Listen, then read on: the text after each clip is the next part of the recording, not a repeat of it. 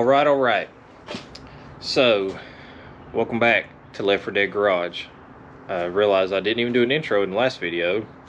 Completely out of sorts on that whole thing, but should be back on track for this one. I've got, this is now March 8th. This car is supposed to be in Murrells Inlet next Friday morning, the 19th. So my list has got to get kind of reprioritized. Gauges are a must, obviously. Wheels, tires, bolted, obviously. Not going to weld the diff, don't have time. Got to do something about some interior. I've got to get the mouse infested headliner cut out. Got to do something about some temporary floorboards. Fuel cell, mount the fuel pump. I don't know, I got 2 notepad sheets over here full of stuff. I'm going to go rob the fuel cell out of my K10. I forgot it was even in there. You may understand why I forgot I had it, because where I put it in the truck. I'm going to grab what I think I'll need, pray that the Ford cranks, and going to run out here and see if I can snatch that thing out pretty easy. And that I hope it's still worth using. That thing's not had fuel in it in 10 years, so. But I'm gonna grab the junkyard bag, throw some odds and ends in there, and I'll see you out there on death row. I just walked out here. There wasn't no reason to ask for some sort of disappointment out of the Ford, and besides, I could use a little more walking. All right, this is what I call death row. Not all of it's on death row, but some of it's just sitting here because, well, it's just sitting here. I won't spend a bunch of time on this thing, but this is my 82 K10. Had this truck since '97, built it 3 times. Sadly, about 8 years ago, I parted it out. I'll have this truck forever. There will be another build for this truck. I already started buying stuff to put the springs back under it, and I have a good bit. But actually boat sided this truck 15 inches, as you can see. But I'll cover that more later, unless you just want to see more of it sooner. All right, this toolbox here, or under this toolbox that I hope still opens, is a fuel cell down in that hole.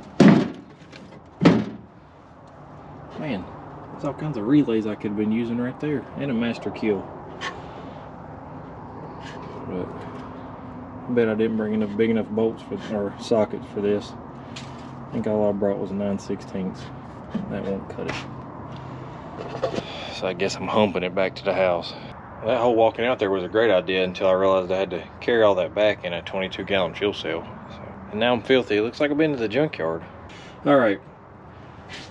Circle track cell, obviously not the right fuel cell, but fun fact, this is actually a fuel safe cell. You can see fuel safe systems. So it was a really expensive cell at one time. This vehicle makes the 3rd project vehicle that I've had this cell in.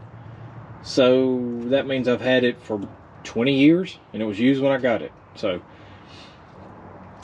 but I cannot mount this cell until I have the car on the ground, because first thing I ever put this cell in was my 68 Camaro. Built that a long time ago. Missed that car, but that car is the reason we have this house. So, you know, can't live in a Camaro. But anyway, I put that cell in the car while the car was on jack stands. So it wasn't at ride height. So with the weight of the motor and everything, 6-cylinder springs, of course it sacked the front down. So that meant the fuel cell was fitting high. So it held about 5 gallons of gas that I couldn't even get to. So, you know, learn from that mistake. I'm not going to cut the trunk or whatever until the car is on its tires with the weight, see where the nose, because I'm sure these 327 V8 coil springs and the weight of this big giant no horsepower making 454 is going to sack the front down. So I'm not going to cut the hole, mount the cell until that, because I want it level this time. That way, or actually I want to tilt it back so I get all the gas, because it doesn't have a sump. So tilt it back, it'll kind of create a sump. Just not a big deal. I'll bend those brackets up for the truck, so we reuse those, and we'll jump on something else right quick. Oh, another little dumb thing that I ran into was this right front wheel had the shortest studs ever. Like, by the time they came through the drum, there was only like this much sticking out. So I got these. Funny enough, these fit 67 Camaro, O'Reilly's.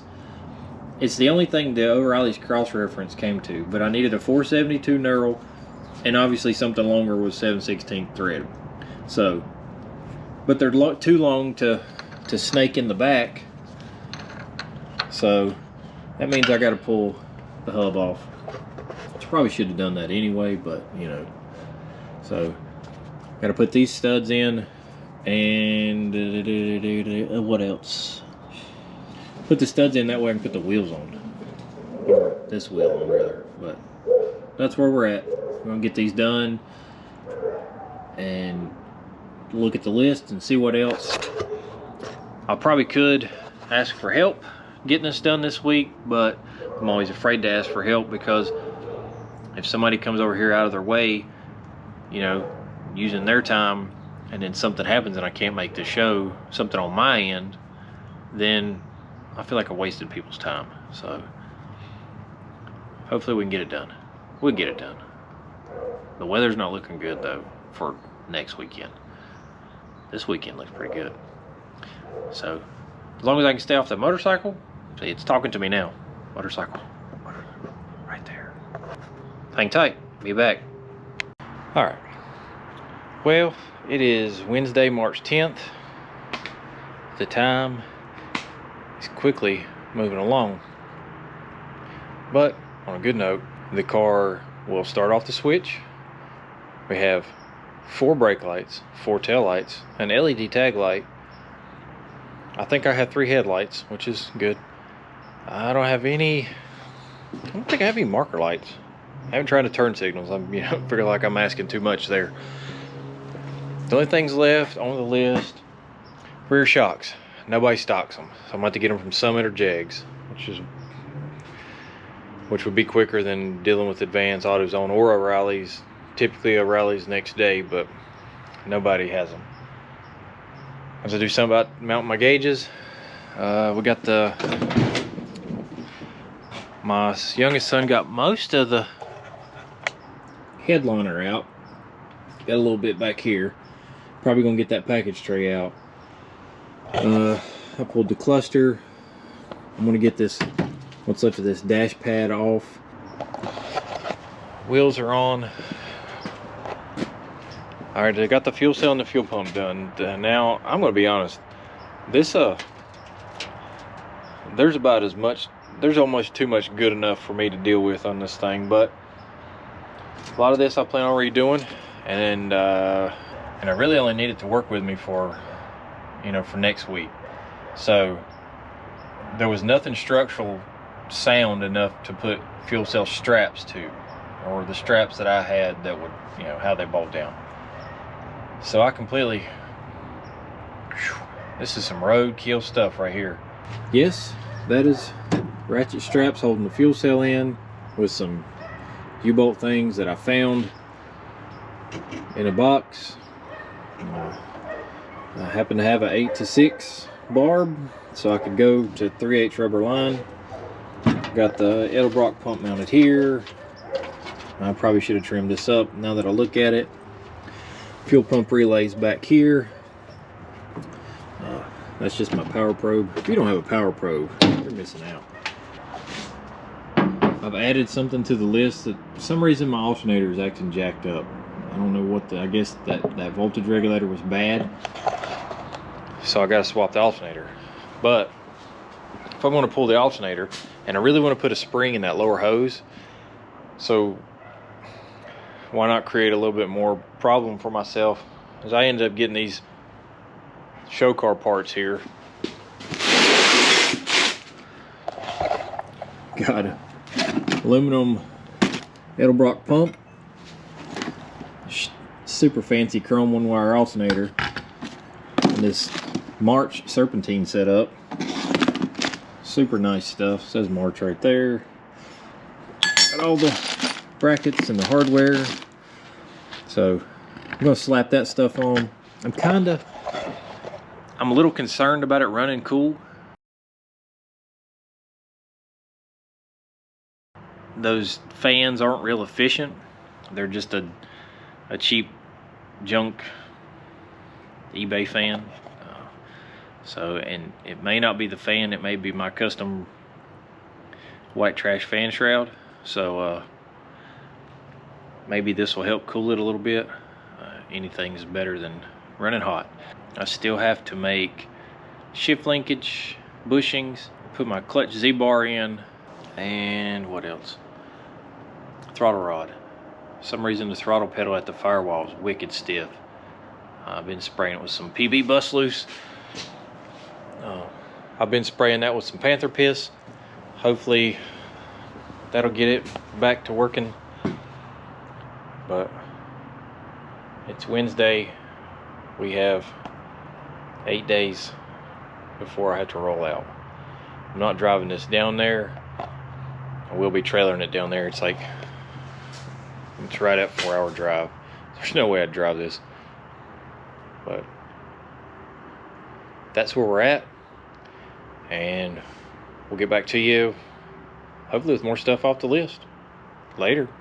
All right, folks. Well, guess what? It's the day after yesterday. So that makes today Thursday. So 7 days from right now, this pile is supposed to be in South Carolina. So worked on the inside last night. Worked on the instrument cluster. Got some LED bulbs on to put in that, and take the air and blow all the rat turds out of that cluster. Put some bulbs in, see if it all works. Hand sanded this bezel. Shot it with some etch and primer. Gonna hit it with some satin black. I'll pull the dash pad and do the same thing with that. What's left of the dash pad. I did order the new shocks from Summit. They had KYBs for like 25 a piece, which was half what Riley's gets them for. And ordered mufflers. I'm gonna run a dirt track muffler.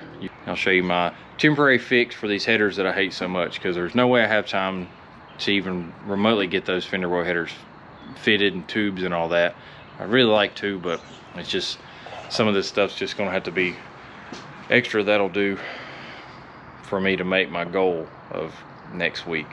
Got to get this dash pad off, and I started messing around with these bunk extenders to slice them up and patch the floor. As much as I want to weld in stuff, I just don't have the time for it. And I got to get this cleaned up. I may remove what's left of the AC box there. It would be kind of cool to put gauges in here, but I've already drilled the hole and mechanical gauge. It may reach, I don't know. But it's full of acorns or walnuts or whatever. So, I mean, it needs to come out and at least shake all the... There's probably mouse poop in there too. So, all that probably needs to come out. All the door panels were pretty haggard at the bottom, so I just took a razor blade and sliced those off. I have some black carpet, like some just general automotive carpet I thought about throwing on there. Maybe it'll hide the fact that the bottom of the door panel is missing. If not, I'll just spray the bottom of the door black with some fresh Krylon, and I'm gonna spray bomb the kick panels and all of the dash and pull all the trim off the dash. Maybe tape up what I can't really remove easily. Scuff it with Scotch-Brite. Fog it with some satin black. Get this package tray out. Just make it a good, I won't say 20-footer because, well, you know, more like a 200-footer. That's probably what it is, but that's where we're at. A lot has happened to this car in 4 months. I'm gonna jump on this thing and get some stuff knocked out. See ya. It's Friday. Probably should have already been working on this, but I had to do a little mobile mechanic stuff, and then the motorcycle got me. Passed all these motorcycles earlier. Couldn't take it no more. It's like 68 degrees today, so. But got a little bit of paint work done last night on the inside. Taped off the dash. removed some stuff. The bezel right there, got it sprayed with some satin Krylon. Realized I was out of Krylon, so I had to use the Rust-Oleum Turbo Blaster 9000 with the Pro Series race fogger for a nozzle here. That's beside the big can of Krylon. But this thing has a nozzle that works amazing. However, I do not suggest using it in a tight space, because I did the dash with this Rust-Oleum last night. I'm not a big fan of Rust-Oleum. I just bought this just to try it because I'd never seen it before. But it fish eyes like crazy. And I cleaned that stuff with, I don't even remember what I cleaned it with, lacquer thinner or something, after I sanded it. If you need to cover a city block real quick with some spray paint, then try out the turbo spray system here. I'd spray something with it, but I don't have anything to spray. I got some runs in the dash, like I said. That stuff comes out like, whew, I wasn't ready for that. I painted everything in the car. Like, I should have got the tools out, and anything I didn't want paint on, I should have removed it all, because I painted my Milwaukee ratchet, my impact, screwdriver, scraper. I painted it all. So, but let's see if I can get some light on this. Let's see if I can get some light in this. You kind of, I mean, it looks better. So, I mean, I can't really complain. But with no light, you can see it's, well, at least it looks clean. It may look like crap, but got a little run right in here. But for the most part, it's not like I'm hurting it. I'm doing it all the favors I can. But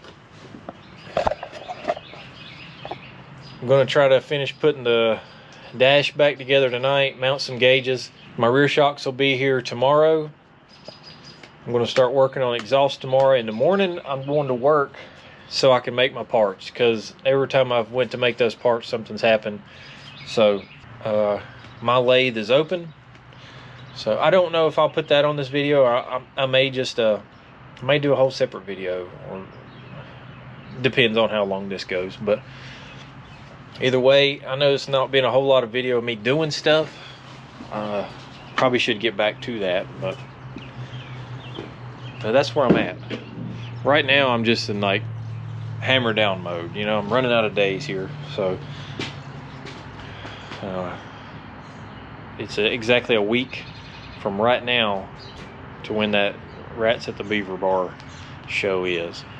But that means I have to be loaded on the trailer in 6 days. I also have to service my Suburban, check over the trailer, wash the Suburban, wash the trailer. Yes, I washed my trailer. Pack, round up thing 1 and thing 2, my 2 boys, and get this show on the road. But I'm gonna quit yammering and get some stuff done. So I'll get back to you with another update. All right, well, camera's about to die, and I've been non-stop out here working with this thing. Took a while to actually make all my bushings for the shift linkages, because all the bushings were different, all of them. So I figure if I'm gonna write a program to make them, might as well make a couple. So I think I made 3 sets. Also made the throttle rod, and in between making bushings and the throttle rod, I think I drove home 6 times to measure, remeasure, check stuff, get stuff. So luckily I don't live too far from work. So, but yeah, I made 6 trips back home. We now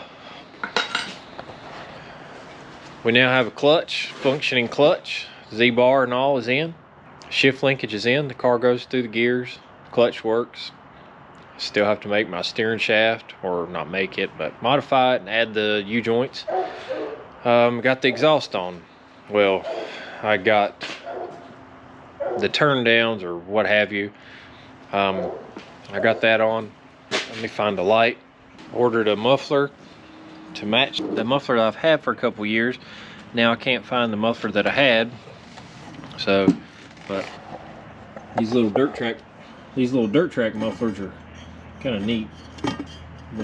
Get them from Summit. As far as exhaust, this is what I've done. A 2500 HD has 3-inch exhaust. So, and I've parted out a couple. So, and I was thinking that so I used the 3-inch mandrel right here, kind of angled it and dropped it down a little further than the passenger side so I could clear the shift linkage. I don't know if I can clear the muffler now. Passenger side, I used another little factory bend 3-inch, but it sounds much better now. Started it earlier, but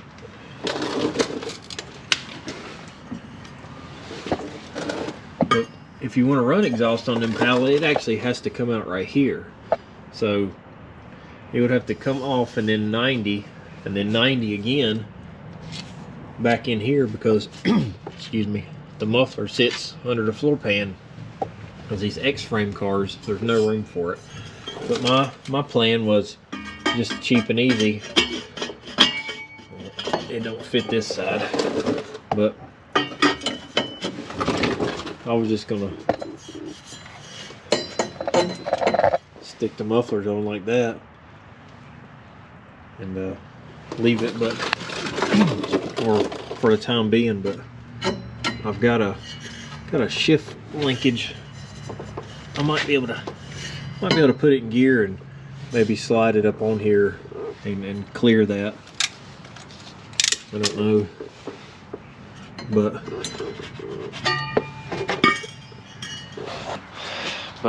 either I gotta find that muffler tomorrow or I gotta buy one. I'll just have to next day it. The chances of making it are looking fair. Still have to drive it. I hope to do that tomorrow. Still have shocks to do. I have shocks to do. What else? All the inside's still apart. You've seen that. But I'm gonna finish the throttle rod for this video. I'm gonna try to wrap it up down here tonight so I can go inside and do some editing. And I'm wore out. Now I get is I've made 10 million trips out from under this car. I'm gonna be back down here hot and heavy again on it in the morning. Try to finish her up. It'd be nice to hit my goal of having it at the beach next week. I appreciate you taking the time to watch, and don't forget, check the description on some other channels that I do frequent. We're getting there. We're almost to the finish line here, or the enough finish line. Don't forget to like, share, and subscribe, and we'll see you on the next one. Well, we better be driving this thing.